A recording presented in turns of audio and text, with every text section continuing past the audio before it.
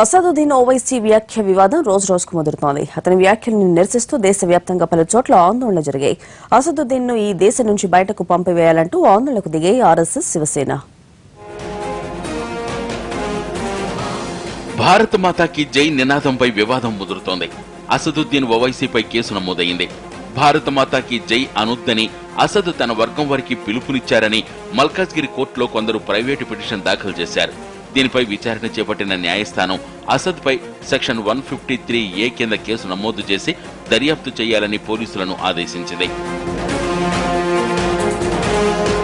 మరోవైపు అసద్ కు వ్యతిరేకంగా దేశవ్యాప్తంగా నిరసనలు కొనసాగుతున్నాయి.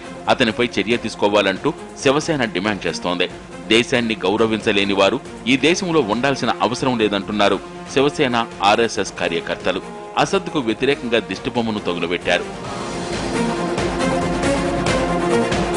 మరోవైపు దేశం పట్ల తనకు అపారమైన ప్రేమ, గౌరవం ఉందన్నారు ఎమ్మెల్యే వారిస్ పఠాన్. తనపై విధించిన సస్పెన్షన్ ను ఎత్తివేయాలని విజ్ఞప్తి చేశారు. బడ్జెట్ సమావేశాలు ముగిసే వరకు ఆయనపై సస్పెన్షన్ కొనసాగుతుంది.